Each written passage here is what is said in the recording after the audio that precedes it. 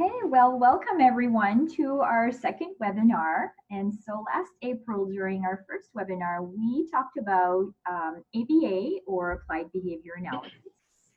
And today we will talk about the principle of reinforcement and try to better understand how to implement reinforcement in everyday life. So today's presentation will be recorded and will be posted on our website. These webinars are developed and delivered by Autism Learning Partnership. We are a branch of the Department of Education and Early Childhood Development in New Brunswick, Canada. Our mandate is to design and deliver high-quality training to promote a common understanding and the application of strategies to help individuals with autism spectrum disorder reach their full potential. Our training is designed for school and preschool education staff, supervisors, and parents. I invite you to visit our website after this webinar to learn more about us. So today the webinar will be presented by Nathalie Léger, Learning Specialist for Outreach. Nathalie's presentation will last about an hour. And if you have any questions during the presentation, I invite you to use the chat box and write your questions in there. I will keep an eye on the messages, and Natalie will take some time at the end of the presentation to answer any questions if you have any. So thank you all for joining us today, and I will now pass it over to my colleague, Nathalie Léger. Well, welcome everyone. Today we're going to go over the principles of reinforcement as a tool for teaching and learning. So let's take a closer look at what will be covered in the webinar. We'll be focusing on three main areas. Our first objective will be to define the concept of reinforcement and how it relates to applied behavioral analysis. Our second objective will cover the differences between what we call a planned reinforcement and a naturally occurring reinforcement, because this is an important concept in the learning process. We'll see why later on. And finally, we'll talk about how to use reinforcement effectively when teaching new behaviors and new competencies. We'll share some tips and strategies often used in the planning and in the implementation to help with your own practice. But before we jump in, we'd like to present two slides from a past webinar, one that was presented in April, on the science of applied behavioral analysis, just to give us some context before we begin. If you're interested in learning more about ABA and missed that last webinar, it is available at no cost on our website. So feel free to check it out. So this first slide lists a sample of many evidence-based strategies used in ABA. And as you can see, positive reinforcement is one of them and will be the subject of this presentation. Reinforcement is, in fact, one of the most important and widely used principles of applied behavioral analysis. ABA is also known as the science of learning. It studies and describes the predictable ways behavior is learned and how it can change over time. And reinforcement is one of those predictable ways we can influence our behaviors. The second slide we want to share before we jump into today's presentation relates to the way in which we learn.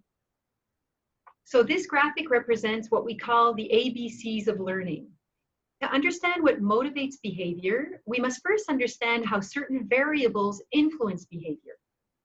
By understanding the roles they play in learning, we will be more efficient in teaching skills and competencies to our learners.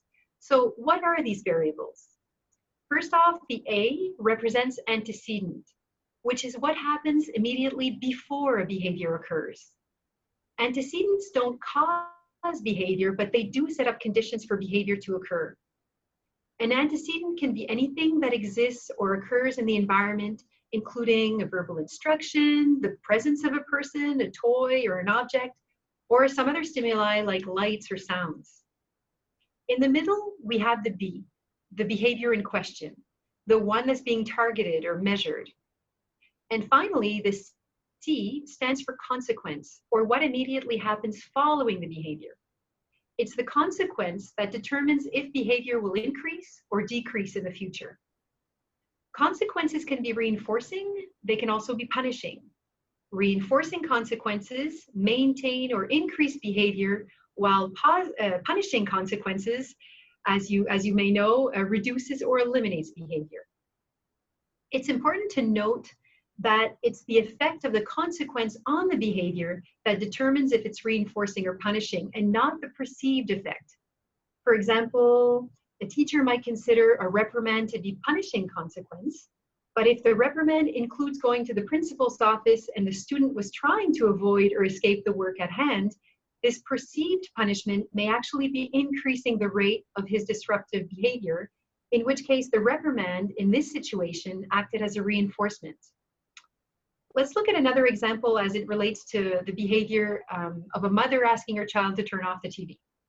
So a mother asks her daughter, turn off the TV because it's time for bed. So the mom's request is the antecedent. Turning off the TV is the behavior of interest. And then let's say the mother thanks the daughter for turning off the TV and gives her a hug. Well, this praise in the hug is the consequence. Now, to know if this consequence was reinforcing or punishing, the mother would have to repeat this sequence another day at bedtime or at another time that's appropriate, asking her daughter again to turn off the TV and watching if the daughter consistently turns it off. If she does, this would indicate that the consequence of giving praise and a hug is actually reinforcing because it's maintaining the behavior. Understanding the ABCs of behavior helps us to understand why behavior occurs and maintains itself. It's a bit like playing detective. You have to study the clues surrounding the behavior by taking a close look at what's happening before and what's happening after it to better understand how a behavior is functioning and why it's occurring at all. So to recap, reinforcement is the subject of today's talk, and it falls into the C category, the consequence. We often hear of the term reinforcement and also reinforcer. So let's highlight the differences between these two terms before we go any further. Reinforcement is the principle by which a behavior will most likely increase if it's immediately followed by something that's pleasant, either something you receive or the removal of something that may be unpleasant. For example, if you open an umbrella, that immediately shelters you or removes you from the falling rain, which you may dislike. And so opening the umbrella, it actually acts as a reinforcer. So when behavior is followed by satisfying consequences, that behavior is more likely to occur again. Reinforcement, it expresses the idea that people want to do what works. Behavior that is reinforced tends to be repeated. So when behavior is repeated due to reinforcement and continues to maintain itself over time, we can say that learning has occurred. Let's say a father gives his daughter a bit of money each time she picks up her toys. If the daughter picks up her toys more often in the future, we can say reinforcement has occurred. We would say that the behavior of picking up the toys has been reinforced by the money she received. It's important to point out that you can reinforce behavior, not people. We're just reinforcing the behaviors that people do. So reinforcement can also occur in group settings. Let's look at another example. Let's say a teacher places a block in a see-through container each time she wants to highlight attentive behaviors in her math class, such as being on task or being attentive to group instruction. And when the container is full, the class received a preferred activity they chose in advance to celebrate their on-task behavior. If accessing the preferred activity is enough to maintain the student's effort on the on-task behavior, this would indicate that the system in place is reinforcing, or it's an example of positive reinforcement. So what would you say is the reinforcer in this case? In the example of the girl picking up her toys, the reinforcer was the money she received from her dad. In the group example, the reinforcer was the block that eventually led to the preferred activity. In other words, reinforcement is the concept of increasing a behavior, and reinforcer is the object or the event being used. Reinforcers help strengthen behavior, but two things must occur for something to be considered a reinforcer. It must follow the behavior, and it must cause the behavior to be repeated. There are limitless variety of things that can act as reinforcers. It's really specific to each individual. Some examples may include praise, attention, or hugs, food or beverages, or activities such as dancing or playing or doing sports. It can include toys, money, tokens. So some things like food and money are often reinforcers that work for almost everyone. But there are things considered unpleasant by most people that can act as reinforcers for other individuals, such as yelling or reprimands, like we just saw in the past example. Being disruptive in class leads the student to being asked to leave. For some students, receiving a reprimand or being asked to leave would be considered punishing because they want to be with their peers. But for others, leaving a classroom also results in the removal of the assignment, which could be the aim of the disruptive behavior. And so in leaving the room, in this case, it would be reinforcing. So it's really, you really have to look at it from the individual's point of view and what their needs are. Also, we need to remember that taking something away following a behavior can also be reinforcing. We gave the example of the umbrella in the rain. We can also think of pushing on the button on your alarm clock. It's reinforcing when it removes the loud noise or the loud beeping, signaling you to get up in the morning. Or if a learner usually has homework, but then the teacher decides to give a break from homework on a certain day to celebrate something, this could also be seen as taking something that could be unpleasant away. Of course, for the kids who don't like homework, it could be seen as a reinforcement. So let's pause to check our understanding so far. Which of the following is an example of reinforcement? So take a moment and read A and B and think about what your answer would be.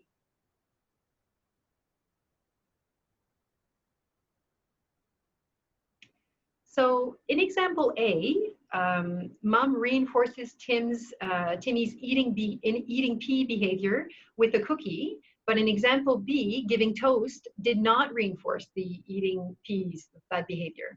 And so in this case, the answer is A, because Timmy eats peas more often in the future in that example. Let's discuss this example a little further. So in both examples, the mother gave something to Timmy following a behavior. The difference is that in the first example, Timmy's behavior increased. So what would likely happen if mom would continue to offer a slice of toast to Tim after he eats his peas? Well, if that's not reinforcing to him, he probably won't, that behavior probably won't increase in the future. If mom continues to give Timmy a cookie every time he eats his peas, and he likes cookies and that's reinforcing to him, that's likely to increase that behavior or maintain it over time. Let's look at another example. So is it A or B that's an example of reinforcement?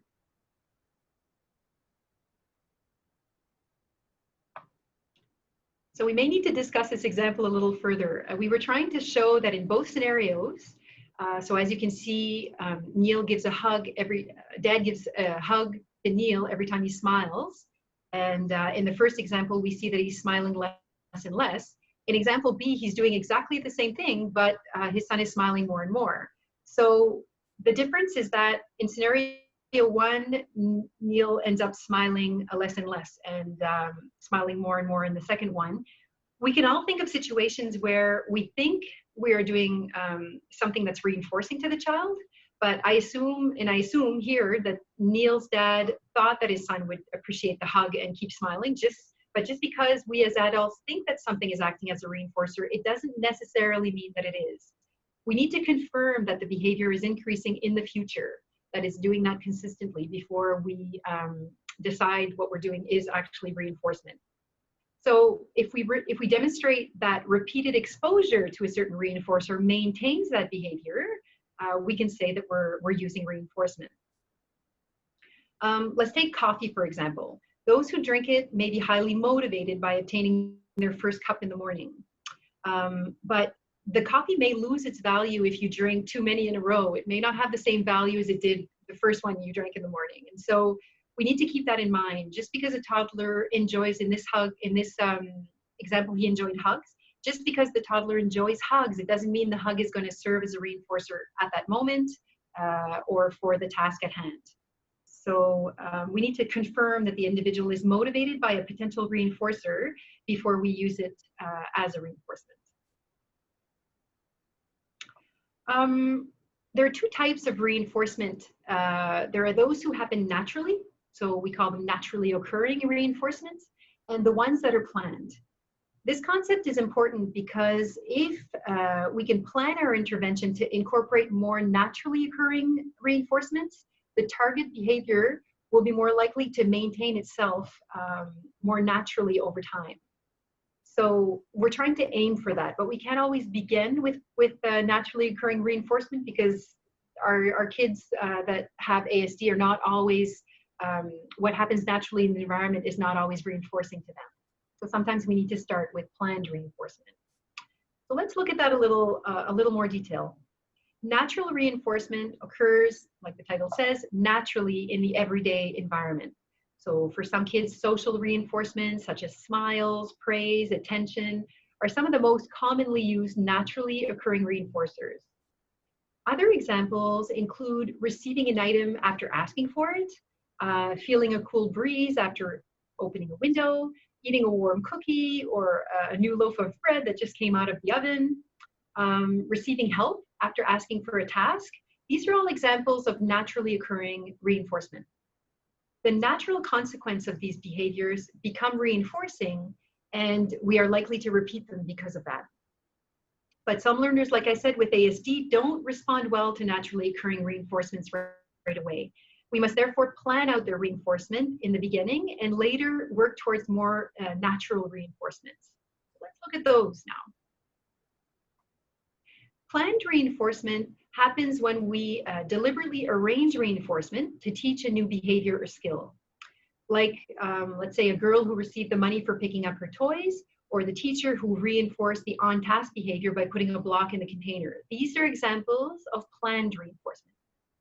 Reinforcement drives human behavior in that people are most likely to repeat behaviors that produce reinforcement, and they are less likely to repeat behaviors that do not produce reinforcement. Let's take a moment to look at how reinforcements can sometimes be misused. This is another important detail. So remember that reinforcement is anything that is added following a behavior that increases the likelihood of the behavior occurring again in the future. So sometimes reinforcement happens when we don't want it to, meaning that we can reinforce unwanted behavior. So sometimes we reinforce without really noticing that's what we're doing. We covered an example of this with a student that was removed from class for an inappropriate behavior, but because he was seeking to avoid the task at hand, the removal actually served as reinforcement, increasing the likelihood that his misbehavior would recur. So unwanted and challenging behaviors is the result of reinforcement, just as positive behavior is. We really need to understand why it's being maintained, what's the reinforcement behind it. When unwanted or challenging behaviors is repeated, even though it may not be obvious, there are reinforcers that keep it going. Another element to keep in mind is that reinforcement can be used in unethical ways. If we think of criminal behaviors, for example. But what we need to remember is that in ABA, when certified behavior analysts use reinforcement, they follow a strict ethical code of conduct that targets socially significant behaviors for individuals that lead to better quality of life. And so in that context, it's usually used correctly. But reinforcement is an effective and widely used evidence-based principle, despite decades of research that show that it works. Sometimes it's still misunderstood and misused. And so it's still a source of controversy today. And these are some of the things that we sometimes hear. So some believe reinforcement is the same thing as reward. But these two terms have different definitions and they have different meanings. A reward doesn't necessarily increase the likelihood of a behavior occurring again. And the reward may be pleasant and the person may enjoy it, but if it doesn't have an impact on the future occurrence of the behavior, it's not considered reinforcement. Some think that reinforcement is like bribery, but one difference is that bribery often benefits the person who's organizing the bribe, whereas reinforcement is intended to strengthen socially significant behaviors that are relevant and helpful to the individual in question. In other words, it helps the individual learn. It's not about the person giving the reinforcement, it's about the individual that's receiving the reinforcement. Some believe reinforcement is like manipulation, but we've already acknowledged that reinforcement can be used in unethical ways. But when it is used ethically, it does promote learning. Compliments, smiles, appreciation, paychecks, desserts are all examples of reinforcers that may influence a person's behavior. And it happens naturally in everyday life. Using reinforcement to teach socially significant behavior that would improve an individual's quality of life is not manipulation, and it's not unethical. In fact, it would be unethical not to teach these behaviors and skills to the individual. And to those who believe that reinforcement kills motivation or creativity, we'd like you to consider that research shows that the opposite is true. Take professional athletes, for example. They don't lose their motivation because they're paid. And so, and creativity behaviors, they can be taught using reinforcement. So those are just a few issues we wanted to cover. They're things that we hear in the everyday, but we just wanted to clarify them. So let's take a moment to check our understanding so far. An event that follows a behavior and increases the rate of that behavior is called what? A reward, a bribe, or a reinforcer? The correct answer is C. A reinforcer is an event that follows a behavior and increases the rate of that behavior. So reinforcement is the procedure of delivering that event following the behavior. What about this one? Which of the following is an example of naturally occurring reinforcement? Is it A, a child asks for a toy that is out of reach and the adult provides that toy? Or is it B, Maggie cries frequently and mom gives her a cookie every time she cries to help calm her down? The correct answer here is A, receiving something that was requested happens all the time in real life. And so, but receiving a cookie after crying is something that is planned or contrived. It doesn't happen naturally. We have to think about what we're going to give her and try to think of what we're aiming for. So the second example would be an example of a planned reinforcement. So now that you have a better understanding of what reinforcement is and what it's not, let's look at different ways we can deliver reinforcement effectively. We'll go through 4 easy steps that can be used anywhere, in schools, at home, in a daycare setting, at the store, really anywhere. And we'll look at what these steps entail. So the first step includes identifying and defining the target behavior. We'll see why this is important in the next slide. Step 2 aims at identifying potential reinforcers. Step 3, we'll go through a plan that we'll put into action. And step 4, we're going to assess that plan and monitor the outcomes to make sure that we're attaining the progress that we were looking for. So let's look at each of these steps more in detail. The first step includes defining the behavior or skill you want to teach in concrete terms so that it can be observed and measured by the people who are working with the learner. So describing behaviors in this way, measurable and observable, help us take measurements such as how often it occurs, how long it lasts, and other useful details that will help us to better understand and measure the progress. Let's take a look at a few examples. Which are observable and measurable? Sean hits his peers with a closed fist, or Sean is aggressive. So which one enables you to really get a good visual of what's going on with Sean and help other people identify that behavior if they see it? So in this case, Sean hits his peers with a closed fist is observable and measurable. Let's say we say something like, Janie is polite.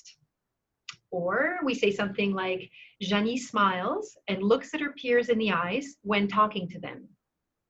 In this case, Janie smiles and looks at her peers in the eyes when she's talking to them is the definition of that target behavior that allows us to measure and observe when it's actually happening. If I say Janie is polite, I'm not quite sure, I'm glad she is, but I'm not quite sure what I'm looking for. So it's also important to accurately assess what the learner is currently able to do, because we don't want to waste time teaching behaviors or steps of a skill that the learner already knows. And finally, we want to specify the goal. What are you working towards?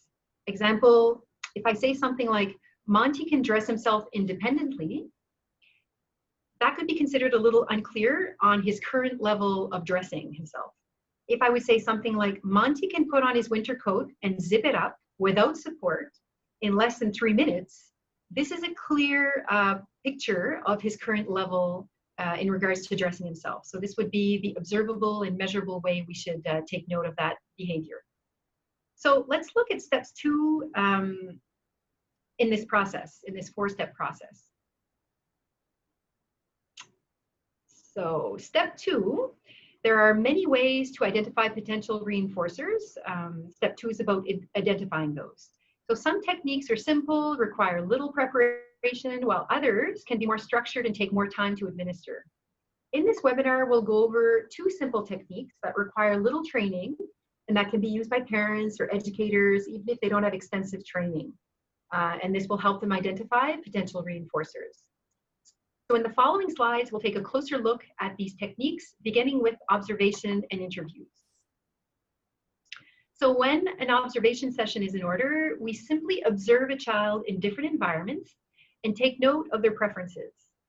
These observations can be made by anyone. Parents can observe their children in the presence of toys and see what they're drawn to. A daycare worker or teacher can also take a few minutes here and there and observe what toys or activities a child seems to like. And this information will be helpful when identifying potential reinforcers. Checklists for identifying potential reinforcers are readily available on the internet. And also interviews can be a good way to generate ideas. So asking someone who's close to the learner to name some likes and dislikes can also be helpful. And questionnaires to help guide your questions are also available on the internet. In some cases, a preference assessment may be required, and we'll look at some of the examples of this on the next slide.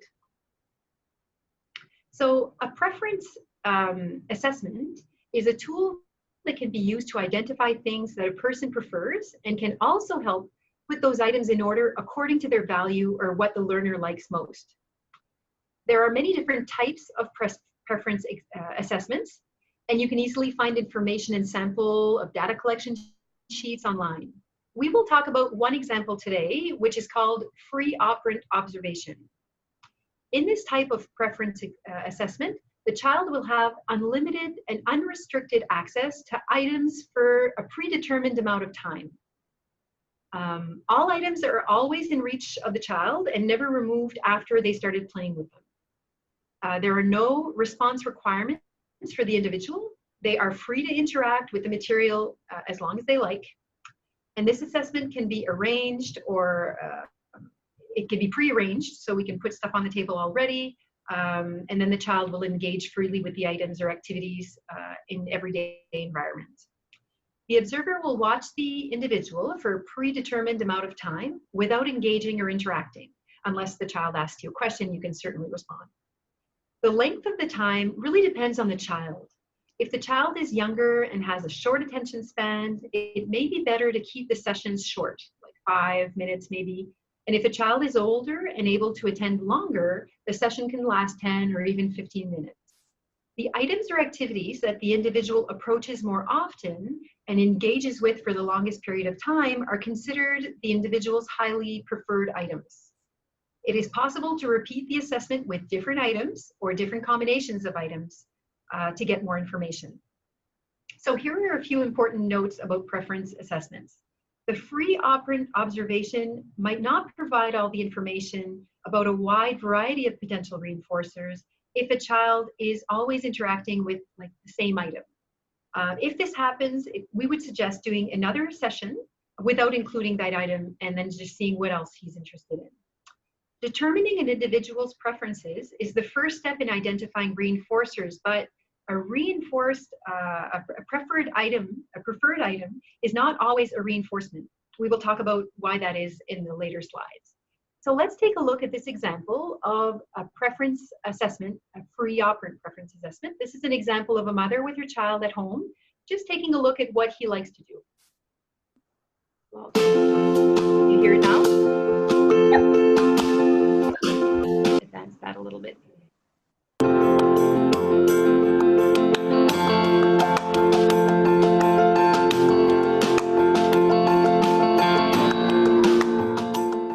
Okay, so Owen, what we're going to do today, I have all kinds of toys here for you that you can play with. So we have some Play-Dohs and cutouts, a rolling pin, we have Mr. Potato, and inside there's all kinds of big and small potatoes you can do. There's some little people who are camping here. I have a maze. I have some crayons here in case you want to do some mazes. There's a little fish game. You see how the fishies stick to it. I have some puzzles. I have a Lego book with stickers you can put in. I have to find them and stick them. I have some little cars, and I have a drawing here that you can color as well of hockey. Okay, so what we're going to do, I'm going to put a little bit of time on, and I'll let you just play and have fun with all the toys that are on the table until I say time's up. Does that sound good? Okay. 100.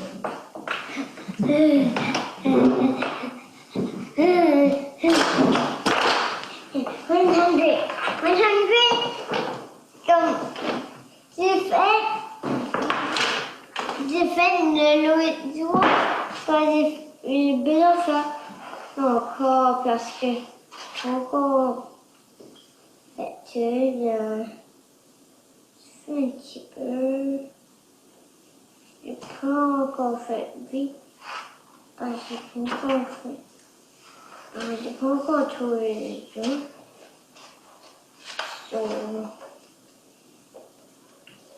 Donc, il faudrait venir. Maintenant, on va essayer de commencer le Play-Doh.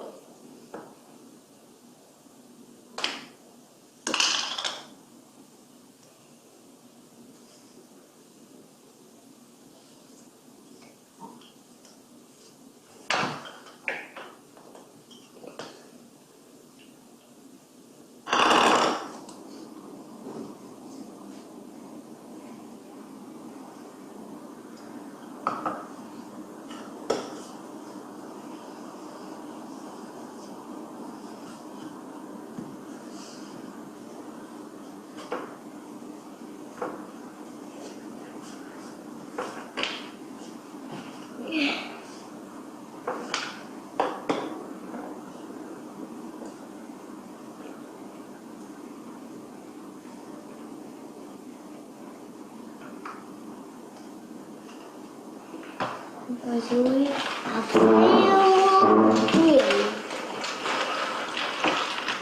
Donc, comment jouer? On va mettre ça sur le feu. Comme ça, c'est faire. Puis le bois, c'était ici.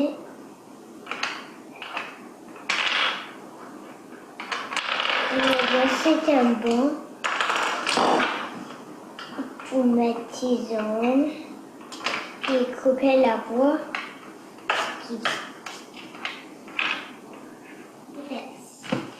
C'est ça. Si t'as ça, t'as pas de point. Si t'as le rouge, t'as pas de point. Donc, c'est ça. Je ferme ça.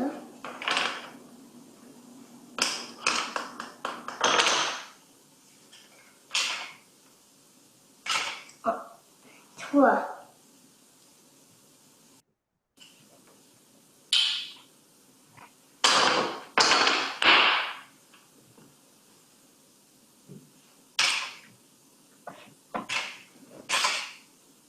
Deux.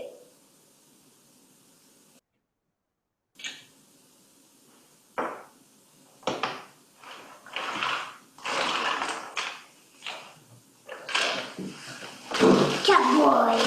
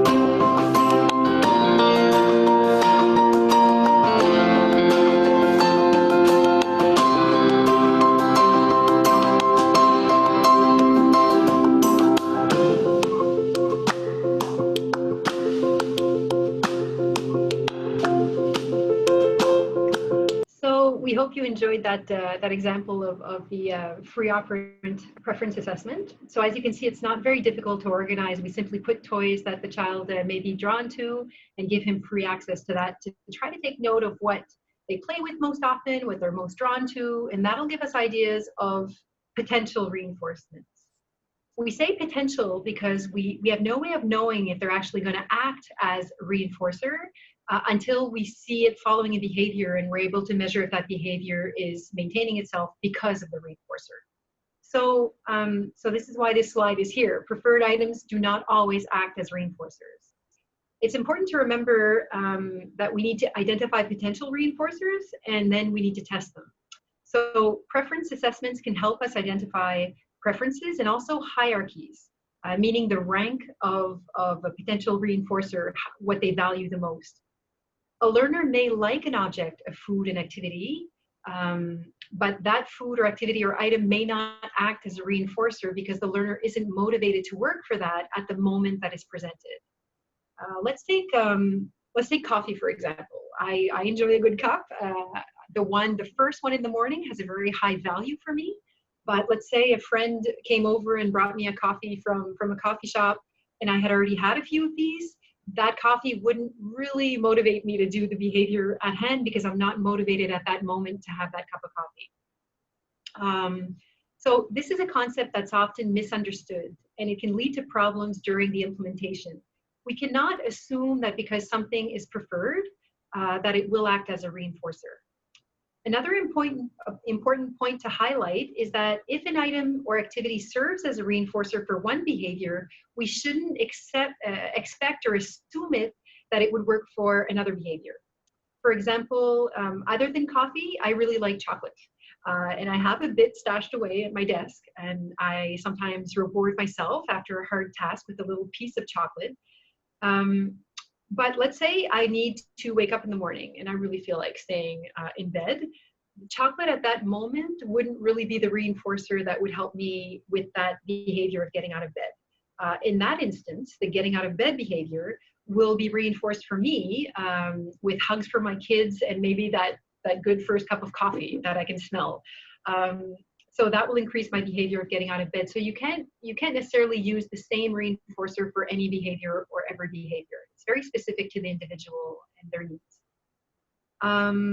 So when we work with kids, it's important to understand this concept because it can get a little frustrating and even a little confusing when some things seem to work sometimes and not others. So we really need to study what's going on there. There are a lot of variables in play when working with reinforcement, and it's not as simple as just finding out what the kids like. Let's take a moment to check our comprehension so far. So what are two methods necessary in identifying reinforcers?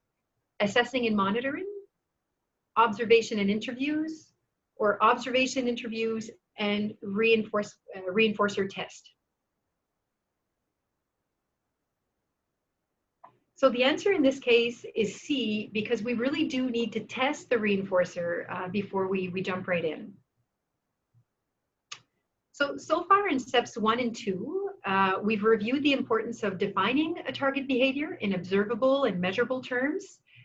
We've looked at different ways that we can potentially identify potential reinforcers. Now let's take a look at step 3, which highlights the plan for the implementation.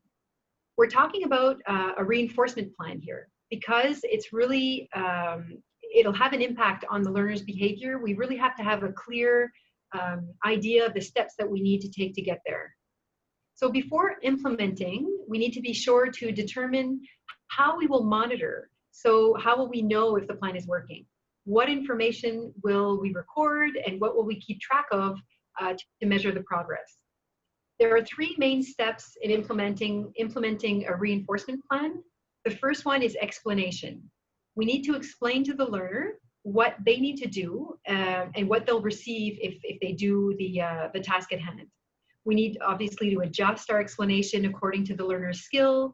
We can use modeling, visuals, verbal explanation, and whatever is appropriate for that learner's understanding.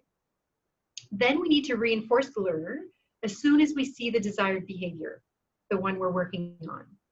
It's important to pair the selected reinforcer with praise or some kind of social reinforcement, like smiles or a high five or anything that's appropriate to the child.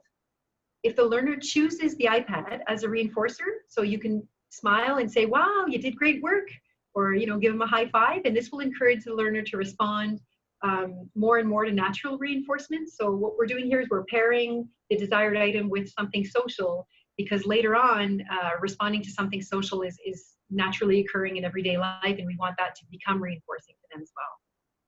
So there are a few strategies we can use to increase the value of reinforcers, making them more effective. Let's look at a few of those tips. So what can we do to make our reinforcers effective? First of all, they need to be contingent. So we need to be giving the reinforcers only for the behavior that's occurring. The more consistently we are with our reinforcer and the behavior, the more that pairing will happen, the more the reinforcer will become effective. Deprivation is another trick. The more the child has not had, wasn't able to play with the reinforcer, the more it's going to increase in value. It's like that coffee example. If I haven't had coffee for 2-3 days, the first time I have a cup after that will be highly reinforcing. Satiation is the opposite of deprivation. The more a person has access to a reinforcer, the less effective the reinforcer is likely to be, because he's exposed to it constantly, and so kind of loses its value. So to prevent satiation, we use a variety of reinforcers. The size is also important. The bigger the effort, the bigger the reinforcement should be. If I take pizza, for example, if I help my friend to move and she offers me pizza at the end, that's great. But if she asks me to move, walk her dog, and do a bunch of other tasks, pizza might not be a big enough reward for all of those efforts. And the last tip is immediacy. So the more immediately we can deliver the reinforcer following the target behavior, the better it's going to be. And also we need to think about making that switch from planned reinforcement to naturally occurring reinforcement. So once we have an effective reinforcement procedure in place, and the behavior has increased, it's time to transition to more from planned reinforcement to more natural occurring reinforcement in their everyday life. And this will help to maintain behavior over time under more natural conditions. It also helps with generalization, meaning that when a behavior comes into contact with natural reinforcers, it's more likely to happen with other people in other settings, so it's better for the child. We want the behavior to continue to happen over time, so changing reinforcement so that it's more typical or resembling what it's more naturally going to look like is helpful. The last step we want to go over today is assessing and monitoring our interventions. So the fourth and final step relates to that. When the plan is put into effect, it's important to gather information about its effectiveness.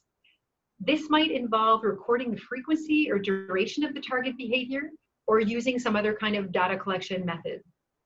Information should be recorded, and anecdotal information is not really reliable. You need to see the results to determine if your plan is really effective. So we need to take concrete data on that. You can compare the rates of behavior during implementation to the rates of behavior before implementation. And if the behavior is more moving towards your goal, then your plan is likely to be more effective. So let's say a child is not initiating any comments in his free play, and we put a plan in place to try to increase that. And then after the plan is in place, we see him initiating conversation more often. Well, then we can measure, all right, he wasn't doing it before, he's doing it 2 times every 2 minutes now. That's better than it was. And so we can take measurements and determine the effectiveness of our plan. And if you're not achieving the desired results, we need to review the principles of effective reinforcement. Like maybe we can look at contingency, immediacy, the size or the variety of it, and see if there is need to make any adjustments to get a better outcome. So let's look at the following examples. Here's an example of a potty training, a child who's involved in potty training. But before we go through it, it's important to point out that there are many ways to address this task, and depending on the age, the individual's needs, and the existing maybe health conditions, we do need to ensure that we're choosing the right path. So this program should be done in collaboration with an occupational therapist and with the parents or other healthcare professionals that are involved in the child's care for it to be appropriate. So let's take a look at the example. We could provide reinforcers every time the child sits on the toilet. This would be planned reinforcer. and then the child's use of the toilet, let's say it increases, then we could pair planned reinforcers with praise and other social reinforcement. And if the behavior keeps increasing, we can think about thinning out our reinforcement schedule by gradually increasing the number of times or duration the child has to sit on the toilet before receiving the reinforcer. And finally, being clean and dry in the long run will eventually become the reinforcer. So that would be the naturally occurring reinforcer that we're aiming for. So this webinar was really focused on tips and strategies to identify and effectively implement potential reinforcers following to try to address a target behavior. So to summarize, the 4 steps for using reinforcement is to first define the behavior, decide what we want to teach, identify the potential reinforcers, implement the plan, and finally, and very importantly, assess and monitor if the progress is really happening. And we need to remember also that preferences don't always work as reinforcement. The learner must want and be willing to work for something that's going to lead to behavior change. We also reviewed different strategies for effectiveness, the contingency, the deprivation, the size, the immediacy. So these are all strategies and tips that, that could help you with your practice. And we really hope that you found this content to be useful. And please reach out if you have any questions. So thank you very much for your attention on the subject, and I'll pass it over to Stephanie.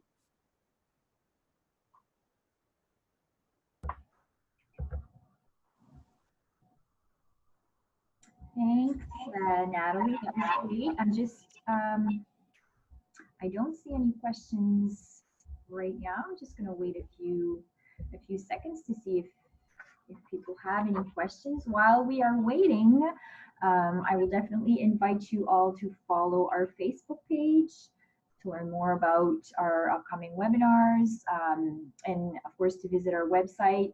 So all of this, these informations are on the screen right now. The website is available right now to know more about our training and check out our resource page.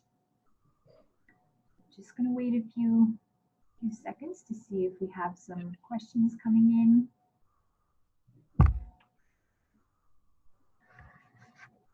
I really like this this topic because it's really the base of the intervention. Eh? Like if the child's motivated, then he's going to be learning. So it's really about creating those the context to permit or to allow the learning to happen. Mm-hmm, for sure. Always fun trying to find motivating things for the child and then evaluating if they're really working, and also using the tips. Like sometimes stuff is just overused, and so they lose their power, they lose their value. So it's really important to keep those tips in mind. Sure.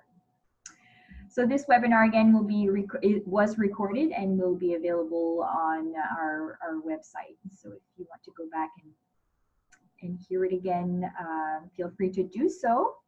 And so if there aren't any questions, let me just thank you again for joining us. I will wish you a nice rest of your day and hope that we get to see you again very soon.